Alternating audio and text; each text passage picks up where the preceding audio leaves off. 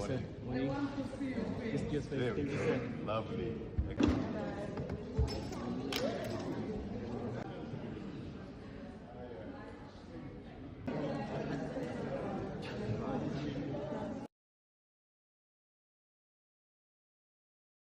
Matric? Do you have a matric? We don't have matric where I went to school. That's a South African qualification. Anything equivalent to a matric? Of course I have. What is that? We call it O-levels and A-levels, but I mean, we're talking about 40 years ago, or 50 years ago. You were group executive. No qualifications. Of course I had qualifications. With all respect, Chairman, you know, being an engineer doesn't fit in with group executive aviation security. I had the necessary training regarding, and by the way, I was also at some point an aviation security auditor. I was a person that carried out aviation security audits. So I had all that training and all those skills. I'm going to leave it at that, Mr. O'Sullivan. You must remember what you told this committee now when I come back later. And this is why it was very important for you to have a CV as part of your statement. Then we wouldn't have been having this. To Cape Town with all these documents, knowing that I would be asked these type of questions from 40 years ago. The reality of the situation is, and there is my pilot's license. I have a pilot's license. I didn't buy it on the street corner. I did my training. I have my own aircraft. I fly my own aircraft on a regular basis. You know, I wouldn't know if you bought it at your own street corner if you don't give me the qualification. The ticket doesn't say anything. When it comes to academic qualifications, that ticket you are showing me doesn't mean anything. I want certified documents that come from a recognizable institution that confirms that you went training to become a pilot and you passed the certain levels of the requirements, and the institution in America to check if that institution is recognizable institution and its qualification is recognizable.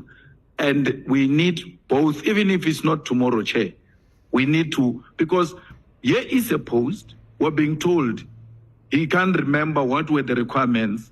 He doesn't have a degree or post-matric qualification. It says he went to aviation security to some institution and all of that. We need to see all of that, to see if indeed there was some element of qualification closer to this post that was specifically created for him. Yeah, thanks, Chair. No, I just want to confirm one or two things. So, Mr. O'Sullivan, you said you were approached by Ramano and Mr. Tula Oma, correct? Mm-hmm. No, I didn't say that. I said I was approached by Mr. Romano, who wanted a meeting. Ramano and who wanted a meeting with the minister, and so they said a meeting, and then I met them. Bonani says they are not related. No, I know he's not talking about the Ramano we have here. But what I want to check is, so they persuaded you to apply, correct? They said you must consider. They invited me to apply. To apply. Yes. And then were you vetted before you were considered for the job? Were you vetted?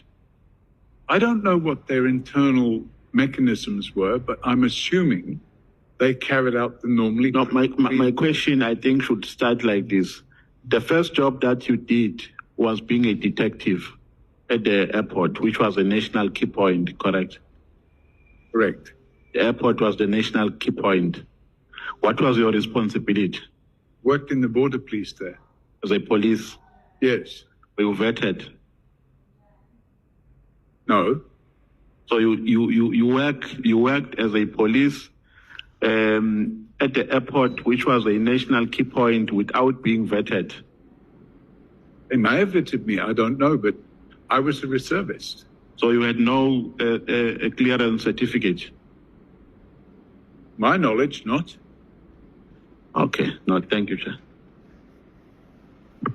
Honorable James, you will be the last, and we close. Thank you, Chair.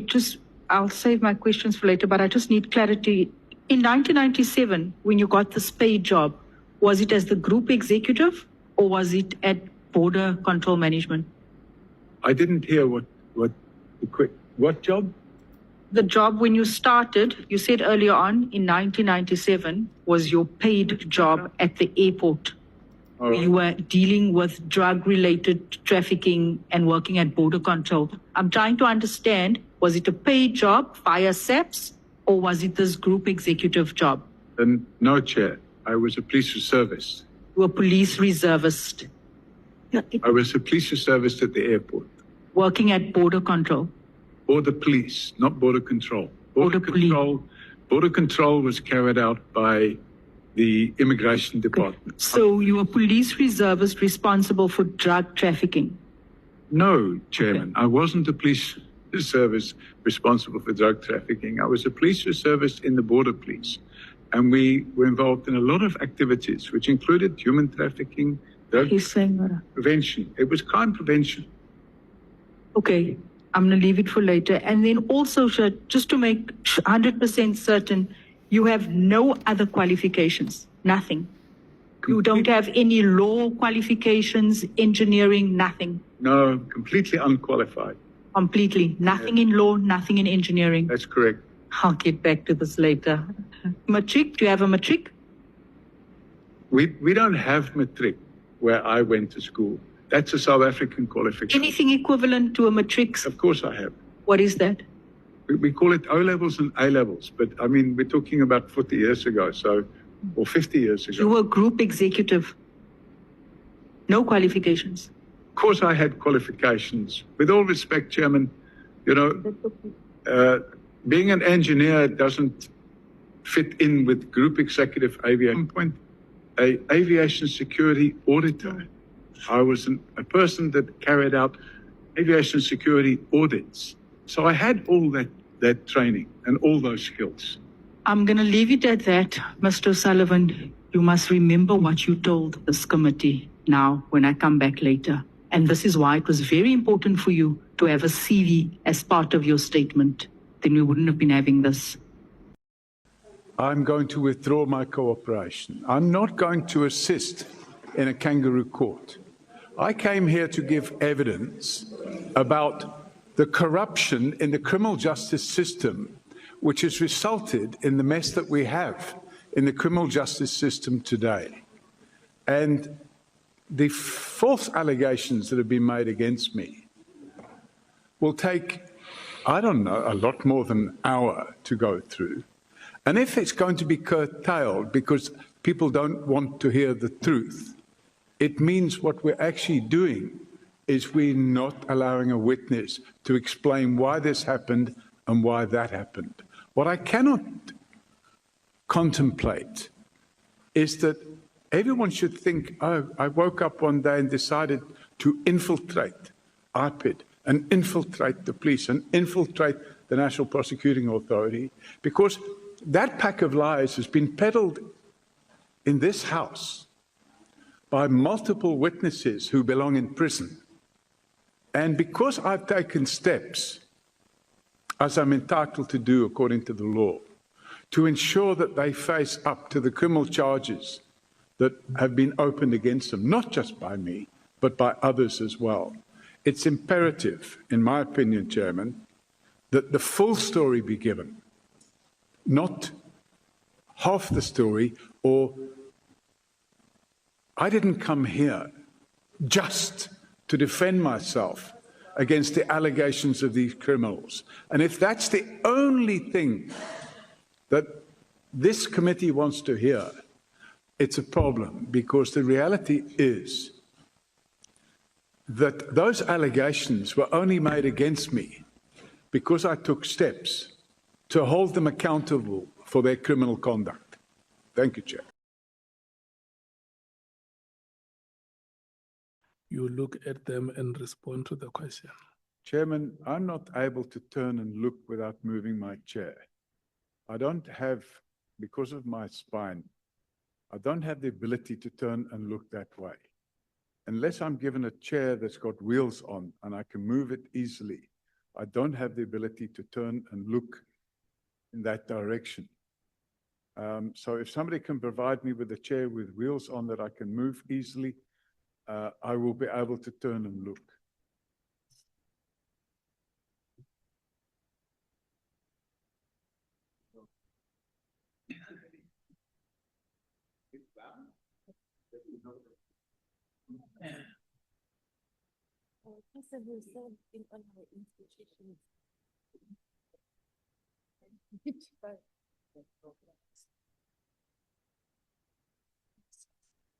So, yeah.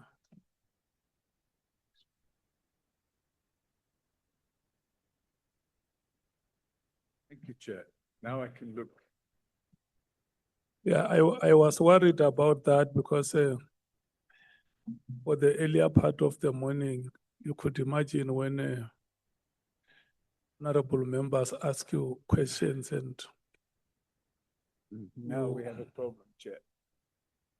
I have to have a firm back behind me and this thing's moving. I can't lean, I have to be able to lean back without the chair moving. the chair does not have to move. Hang on. Oops. Yeah. Yeah, there. There's somebody that understands these chairs is able to fix it so that when I lean back, it doesn't go away like that. Mr. Mpilo, let's assist. And No, I don't want to go down. Put it back up again.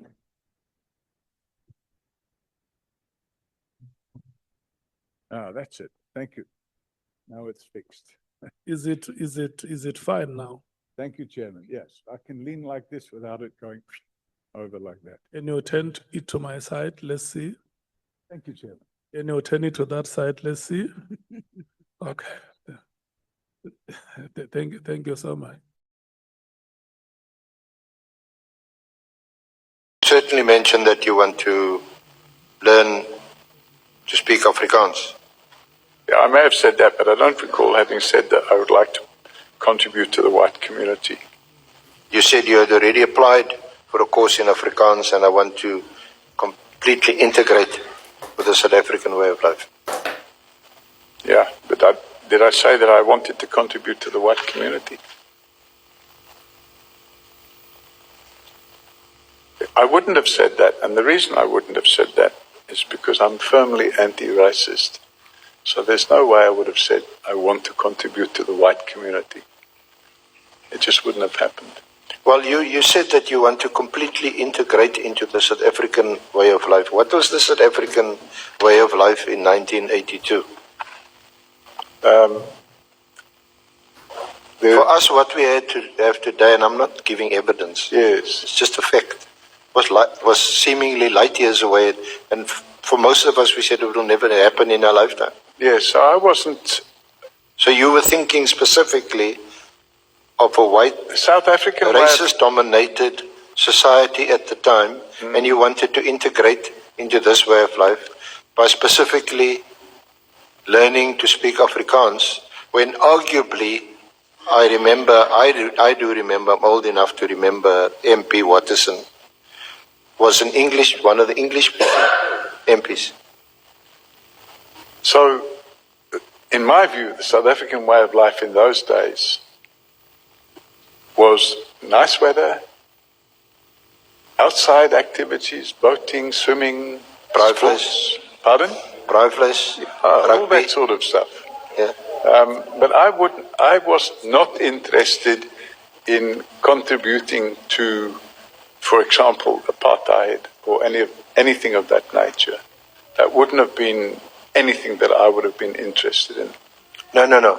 Mr. Sullivan, that is directly in contradiction to your own handwritten letter, which says that it would break your heart if you were not granted the status because you want to integrate into this society. So I think, Then a white-dominated society. Apartheid, separate development, forced removals, separate education, group areas, homelands.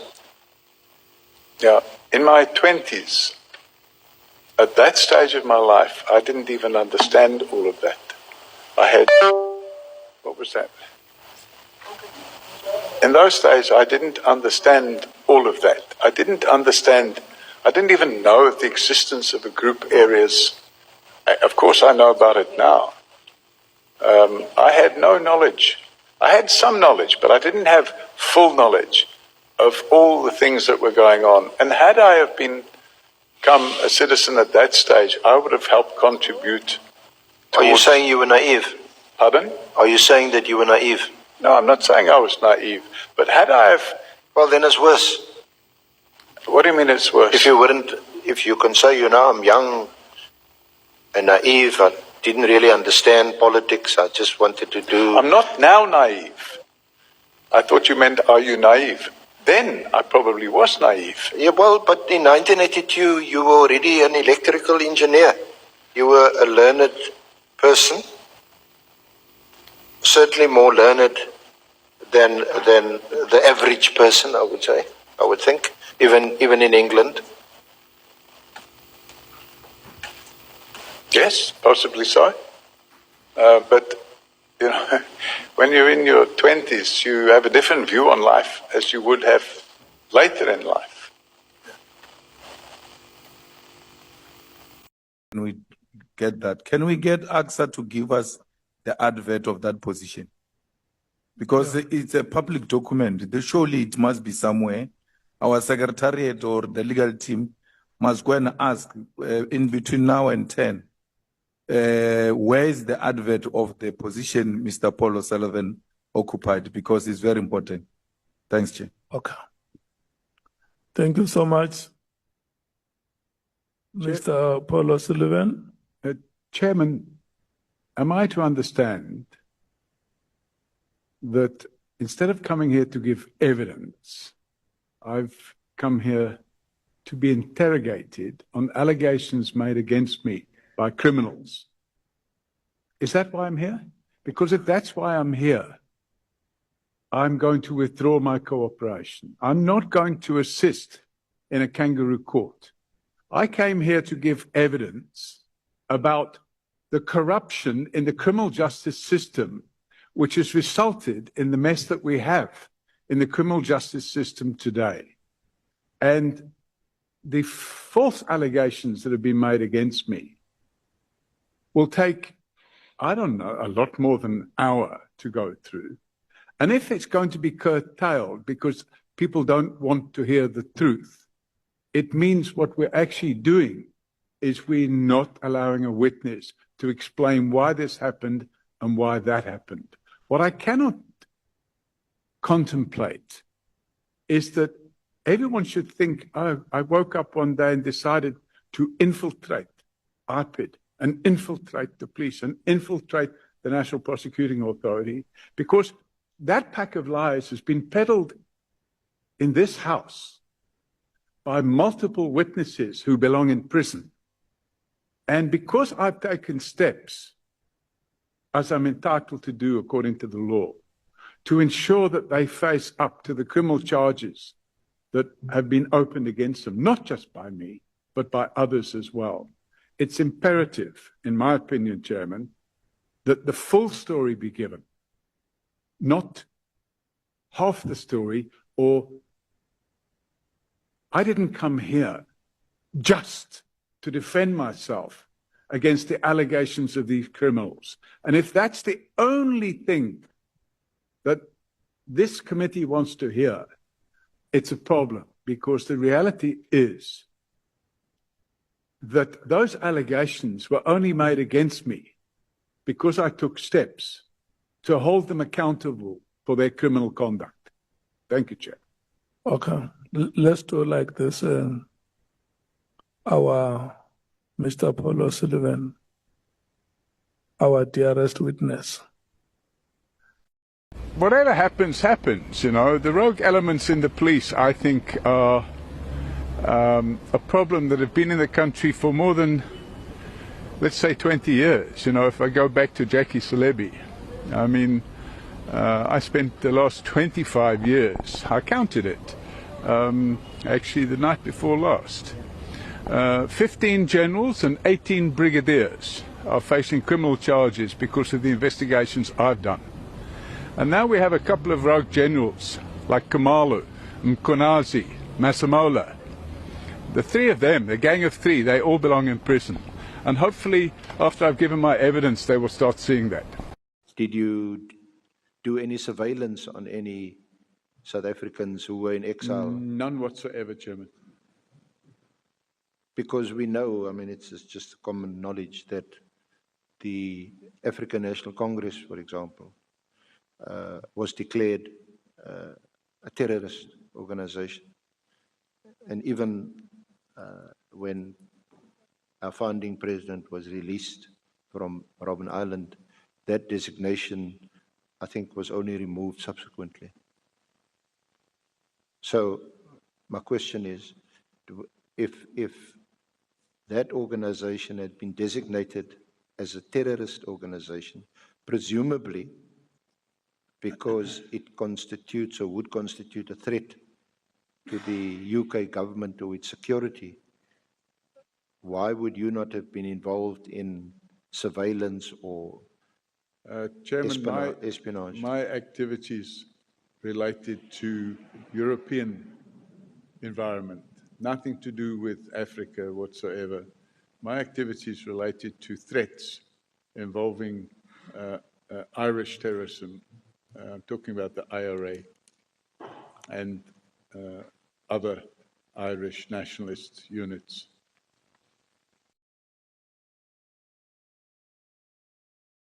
I don't think it is correct for the witness to write his own questions and answer them. He can't say to us, we can't ask him anything about things that happened before 90. What if the business you are talking about started engaging in wrongdoing before 1990 and is still doing the same thing now and want to refer back to where it started? What if there is an allegation that you are handling certain activists of the liberation movement that happened before 1990? And that's why you've got certain relationship you have with them today. So it cannot be correct, and that has got nothing to do with criminality. That has got everything to do with trying to demonstrate that you have captured criminal justice system way before even 1994. So it can't be correct, Chair, especially after taking an oath that is going to answer every question here and answer it truthfully. And therefore, we need to make it very clear as a committee that is going to answer every question presented before him here. He's under oath. Indeed, paragraph 3 is problematic because, you know, when you go to paragraph 5.1, commendation from Scotland Yard for stopping a knife attack and arresting suspect 1978. And now, on paragraph 3, it says that we can't ask him anything before that. He's contradicting his own statement as well here. And as well, I mean, when you look at paragraph 3, background and education has nothing to do with criminality. I mean, it doesn't make sense, Chair. Hence, I'm just giving one example. Himself, this is what he said here, Scotland Yard, 1978. He stopped somebody, you know, knife attack. But here he's telling us that we can't ask anything beyond 1990. It can't be allowed, Chair. Thank you. Did you first come into South Africa? I can't remember the year, but it would have been in the 70s as a tourist. Yeah. So, I mean, I remember going to Kruger Park. I remember staying, some of it you can still remember. I remember staying at the Fig Tree Hotel in Nelspruit, which was 7 Rand a night, or 7 Rand 50 if you had breakfast. So it's a long time ago. And I enjoyed it. I came here for holidays. And I probably came once or twice a year for holidays. And did you visit what was then Rhodesia before it became Zimbabwe? I did, indeed, yes. And what was your purpose for going to then Rhodesia? I spent a 2-month holiday at a place called, it's now called Hwangi, it was then called Wankie, which was a very large game park. We cruised on the Kariba Dam, we went fishing on the Kariba Dam. Yeah. You didn't interact there with the Rhodesian police, their special forces, or the army? None whatsoever, no. I was never involved with the security police in South Africa. And I'm stating that again under oath, never once in my life was I involved. And if anybody wants to make inquiries at Boyson's police station, and by the way, I have a lot more press cuttings than what you've seen there. There's another document there. I can't remember the page, but it's included. And if you have a look at it, Chairman, either just before or just after that picture of handing Mr. Cyril Ramaphosa the award. I'm just looking for it now. I'll give you the page number. By the way, Well, we know, and I'm sure that the honourable members would have read your Chairman, affidavit. Hi, this is Mpilo. If you like this video, please click on the subscribe button below. Click the notification bell so that you can be informed whenever I release the video. Don't forget to share and like, comment below. Your engagement can help me grow this channel faster than I ever thought. Thanks for watching. Bye.